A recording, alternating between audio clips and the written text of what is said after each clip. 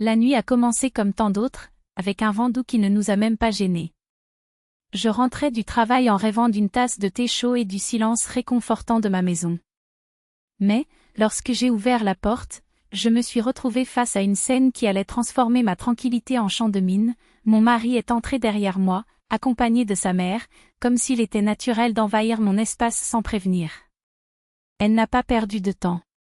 Ses yeux parcoururent tous les coins de la pièce avec l'air d'un inspecteur acharné, et en quelques secondes les critiques commencèrent à affluer. Pourquoi y a-t-il des miettes sur la table? Ces fleurs sont encore fanées. Tu ne sais pas comment entretenir une maison? J'ai essayé de contenir l'irritation qui bouillonnait en moi. Après tout, c'était mon appartement, mon refuge, et je faisais de mon mieux pour le garder. Mais chacun de ces mots donnait l'impression que j'étais un intrus et non le propriétaire des lieux. De la voix la plus ferme possible, je lui ai poliment demandé de ne pas intervenir. C'est ma maison et c'est moi qui décide comment les choses doivent se passer ici. Rien d'offensant, juste une vérité évidente. Mais ses yeux se plissèrent, remplis d'une indignation artificielle. Elle se tourna vers son fils avec un drame calculé. « Tu as entendu ça? » Elle m'interdit de parler. Et puis est arrivé le coup auquel je ne m'attendais pas. Mon mari, au lieu de me défendre, a craché ces mots comme s'ils étaient du poison. « N'ose pas te disputer avec ta mère dans sa maison. » L'air s'est enfui de mes poumons. Ce n'était pas un cri, ce n'était pas une attaque physique, c'était pire. C'était ma maison, payée avec ma sueur, chaque objet choisi par moi, et soudain je me suis sentie comme un visiteur indésirable. Je me tenais au milieu de la pièce, les poings si serrés que mes ongles s'enfonçaient dans mes paumes. Mon cœur battait si fort qu'il faillit étouffer le soupir théâtral de ma belle-mère, qui se jeta dans le fauteuil comme une reine accordant une audience. J'ai regardé mon mari, à la recherche du moindre signe de regret, de la moindre fissure dans ce masque d'indifférence. Rien. Juste un regard glacial, comme si j'étais un étranger se plaignant de quelque chose qui ne m'appartenait pas. Sa maison? La phrase résonnait dans ma tête comme un marteau. Pendant tout ce temps, je pensais que nous étions une famille, que nous construisions quelque chose ensemble, dans le respect mutuel. Mais en réalité, je n'étais qu'un locataire temporaire dans mes quatre coins jusqu'à ce que sa mère en décide autrement. Pendant ce temps, la belle-mère se comportait comme si on lui avait donné les clés du royaume. Il se leva et se dirigea vers la cuisine, ouvrant les placards et lançant des commentaires acides. « Quel gâchis! Une femme honnête garde tout impeccable. » Chaque mot était un couteau dans mon orgueil, et le pire, mon mari restait à ses côtés, complice silencieux de cette invasion. J'avais envie de crier, de les expulser, de faire n'importe quoi. Mais la colère et l'humiliation se battaient en moi. Je savais que si je restais silencieux, il comprendrait qu'il pourrait me piétiner ainsi que ma maison pour toujours. Mes mains tremblaient, mais la fureur montait comme une vague impossible à contenir. Je m'appuyais contre la fenêtre, mes doigts blancs à force d'être pressés contre le rideau. Une pierre semblait s'être logée dans ma poitrine, étouffant tout espoir.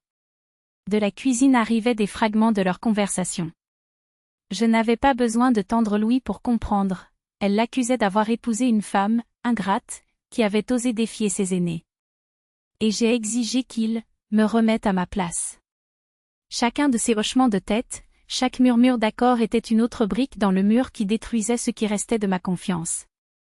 Soudain, mon propre appartement me parut étrange. Les meubles que nous avons choisis ensemble, les photos au mur, ma couverture préférée sur le canapé, tout a perdu son sens. La réalité était bien plus cruelle que n'importe quel désordre, mon mari l'avait choisi. Non seulement j'ai écouté, mais j'ai pris parti. Et il l'a fait devant moi, comme si mes sentiments, ma voix, mes droits ne valaient rien. Je m'approche de la table où se trouve une photo de nous, souriants, jeunes, se tenant la main, comme si rien ne pouvait nous séparer. J'ai tendu la main pour la toucher, mais je me suis arrêtée. Cette femme sur l'image était une étrangère. Où était la personne forte et sûre d'elle qui croyait avoir un partenaire à ses côtés? À sa place, il ne restait plus qu'une femme tremblante et blessée, avec une douleur qui brûlait plus que n'importe quelle humiliation. Et puis, comme un éclair dans une nuit sombre, j'ai réalisé que c'était ma maison.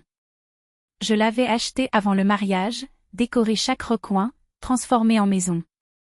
Personne, pas même elle, n'avait le droit de me faire sentir là-bas comme un intrus. Cette prise de conscience m'a donné un brin de force. J'ai redressé mes épaules, j'ai arrêté de trembler et j'ai marché dans le couloir. Faites-leur savoir, je n'allais pas me taire, je n'allais pas m'incliner. J'ai poussé la porte de la cuisine. Ils se turent soudain, comme des adolescents pris en flagrant délit.